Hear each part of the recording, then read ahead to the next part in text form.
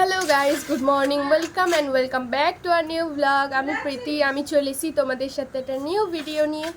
তো একটু আগে জাস্ট ঘুম থেকে উঠলাম আর প্রায় অনেক দিন পর ভিডিও স্টার্ট করেছি, ভিডিও করছি। কারণ পরিস্থিতি তো খুব একটা ভালো না ভিডিও করার মতো, ভিডিও আপলোড করার মতো।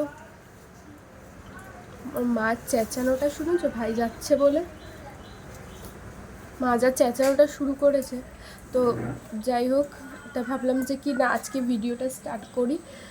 তা দুদিন আগে দিদাকে ফোন করেছিলাম যে কেমন আছো, কী আছো। তো দিদা তখন একটু শরীরটা খারাপ ছিল। তো আজকে সকালে মাকে দাদু ফোন করে বলছে যে দিদার শরীরটা একটু খারাপ।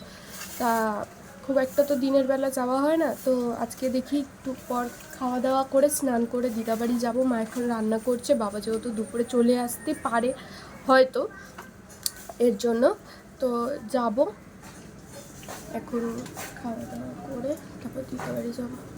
তো চলো এখন খাওয়া দাওয়া করে নিই, তোমরা ভিডিওটা আমার কন্টিনিউ দেখতে থাকো। এখন বেরিয়ে গেছি আর জানো না ওখানে একটা কুকুর তোমাদেরকে দেখালাম না, মানে ওর গায়ে হয়তো কেউ একটা কিছু ঢেলে দিয়েছে, মানে কেমন হয়ে গেছে। আমি ফার্স্টে ভেবেছি হয়তো ঘি ভাত বা কিছু একটা খাইয়ে দিয়েছে, বাট না, ওর গায়ে কিছু একটা ঢেলে দিয়েছে। সেই চামড়াগুলো কেমন, মানে মানুষ কতটা মানে খারাপ হতে পারে। আমার মা বলছে যে কি ওরকমই তাদের গায়ে এরকম ঢেলে দেওয়া উচিত। সত্যি কথা, তাদেরও গায়ে এরকম ঢেলে দেওয়াই উচিত আমি মনে করি। কি খারাপ লাগছে দেখে। আর এইদিকে দেখো জল, কি অবস্থা না। একটুখানি বৃষ্টি হলে আমাদের এখানে পুরো খতরো কি খিলাড়ির মতো যাচ্ছি আমরা। ওদিকে একটা ইট দেবে না, দেখো ওর মাকে, পুরো খতরো কি খিলাড়ি।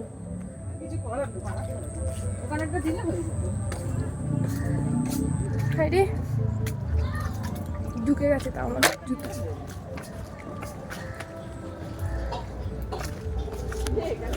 যাই হোক, দিদার শরীরটা মানে প্রচণ্ডই খারাপ। মানে মা এখন বলল মানে দিদা গা হাত পা এতটাই ব্যথা করছে যে মানে তোমার বিছানা থেকে উঠতেই পারছে না।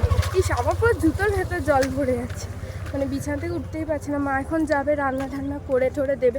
আর দিদা আজকে ডক্টর দেখাবে। তো তোমাদেরকে একটা ঘটনা বলি, মানে যে ডক্টরটা দেখাবে সেই ডক্টরটা মানে যে ফার্মেসিতে মানে যেখানে বসে উনি, তো ওই ফার্মেসির লোকটা বলেছে ওই ডাক্তারটা নাকি মারা গেছে।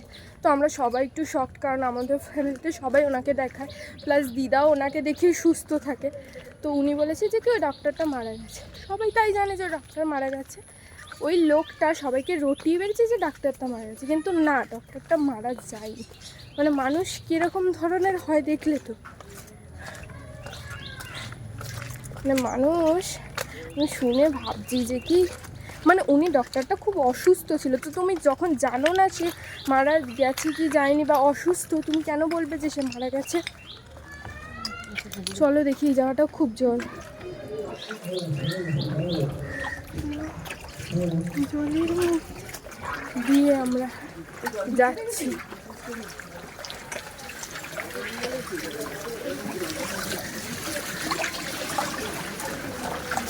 মা টোটোটা দাঁড়িয়ে আছে, চলো।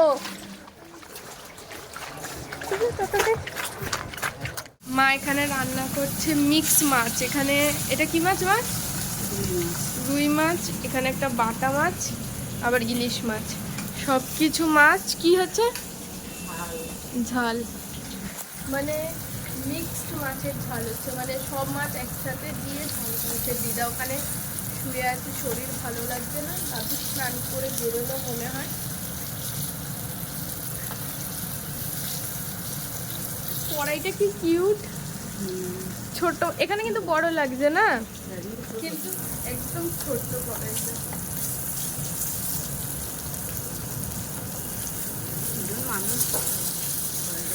দিদারা দুজন মানুষের জন্য ছোট কড়াই হয়ে যায়, হাঁড়িটাও তো কমছে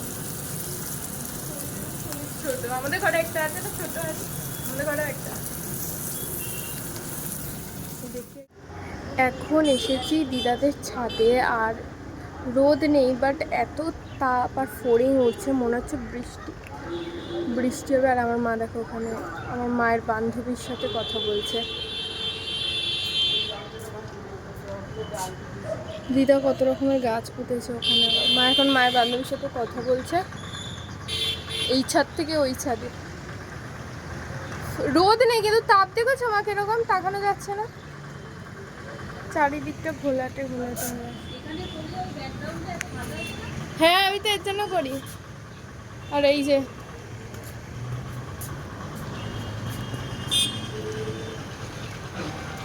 এটা মাসি হয় একটা, মানে আমার মায়ের বান্ধবী।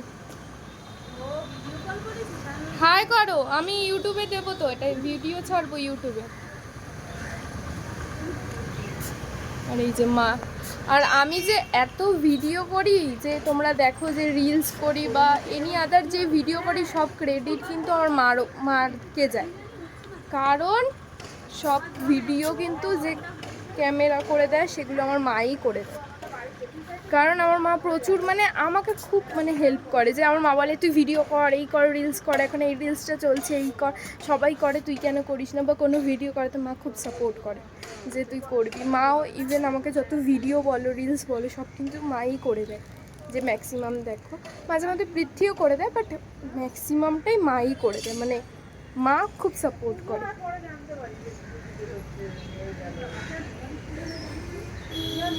চলো এখন রিলস করতেছি, চলো এখন রিলস করি কয়েকটা। এখন কতগুলো রিলস করলাম, ফটো তুললাম, তো সব আমার মাই করে দিয়েছে ভিডিওগুলো। কারণ আমার মা কিন্তু সব রিলস ভিডিও সব কিছু আমার মা ভিডিও করে দেয়। আর যেগুলো ট্রেন্ডিংয়ে চলে যে ভিডিওগুলো, সেগুলো আমার মা আমাকে বলে যে দেখ এইটা এখন ট্রেন্ডিংয়ে চলছে, এই ভিডিওটা কর, এই ভিডিওটা কর। যদিও আমি করি না, মানে আমার খুব একটু মা বলে তুই খুব লেজি টাইপের, মানে আমার ইচ্ছা লাগে না এরকম ব্যাপার। তো মা বলে সব সময় যে কি ভিডিও কর, এই কর। আর মা খুব সাপোর্ট করে এই ভিডিও করার দিক দিয়ে। বাবা তো বোঝে না বলে নয়, এখন একটু একটু বোঝে, তো তাই বাবা এখন কালকে কি একটা বেশ যেন খাচ্ছিলাম, খাওয়ার সময় বাবা বলছে যে কি এটা লাইক করে নাকি, এটা লাইক করে নে, মানে বাবা অতটা বোঝে না তো ভিডিও সম্পর্কে। বাবা হ্যাঁ তোর কথাটার জন্য একটা লাইক করলাম এরকম। আর ভাই তো দেখো তোমরা যে লাইক করে ভাই একটু আগে ভিডিও কল করেছিল, করে বলছে, আমি বলেছি আমি মামাবাড়ি চলে এসেছি, তুই সবসময় আমাকে বাজে কথা বলিস। আর সে কি অবস্থা, বলে না না দিদি আমি তোমাকে বাজে কথা বলবো। মা টিপো, আমার মার এত ঘাম হয়, মা বলে আমি টিপ করতে।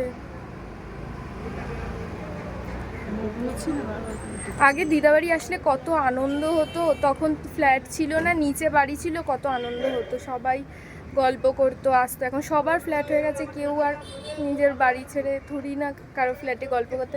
যখন নিচে বাড়ি ছিল তখন কত খেলতাম, আসতাম, প্রচুর আসতাম তখন প্রায়, এখন আর সেভাবে আসা হয় না। আর এখানে গণেশ পুজো বলে প্যান্ডেল করছে, দিদাবাড়ির সামনে একদম গণেশ পুজোটা হয় না মা। আর রথটা এখনো তোলেনি, রথটা মনে রেখেই দেবে নাকি আবার পরের বছর। ও আচ্ছা আচ্ছা, দেখি আবার টুম্পা মাসির দোকানে একটু যাব, টুম্পা মাসির সাথে মা কথা বলছিল, তো বললো যে কি আসিস, তো দেখি যাব।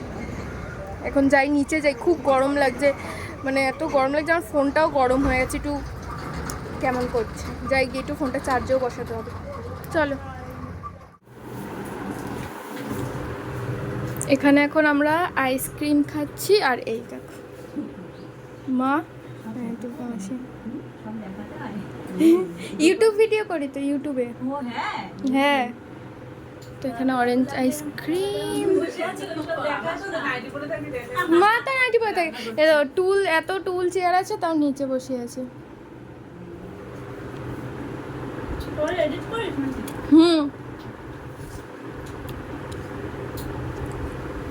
তোমরা যদি কেউ ফেসিয়াল, আইব্রো, হেয়ার স্ট্রেটনিং বা যা মেকআপ ফেকআপ কিছু করতে যাও, তাহলে কন্ট্যাক্ট করতে পারো। কোথায় তোমার কন্ট্যাক্ট নাম্বার? ও সরি, ওটা বাইরে আছে, তোমাদেরকে পরে দেখিয়ে দেবো। কিন্তু তা বলে এমনি ফোন করে বিরক্ত করবে না, এই সব বিষয় হলেই ফোন করবে, এমনি অন্য কোনো বিষয়ে বিরক্ত করলে তাহলে ব্লক হয়ে যাবে।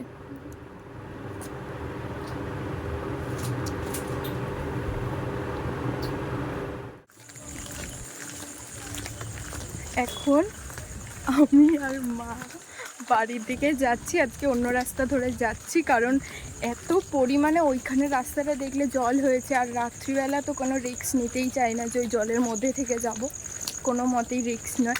আর টোটোতে উঠেছি, টোটোওয়ালা কাকুটা বলছে যে কি মানে আমাদের রাস্তাগুলো এত খারাপ, ওই দিকের রাস্তাটাও যেরকম খারাপ এই দিকের রাস্তাটাও সেরকম খারাপ।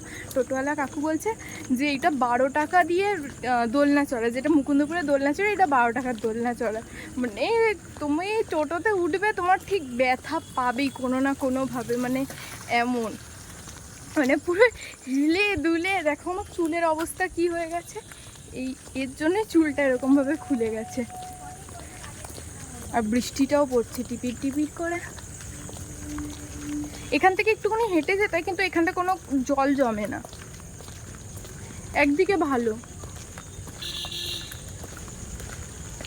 চলো এখন বৃষ্টি পড়ছে, বাড়ি গিয়ে তোমাদের সাথে কথা বলছি। পিছনে বাইকও আছে।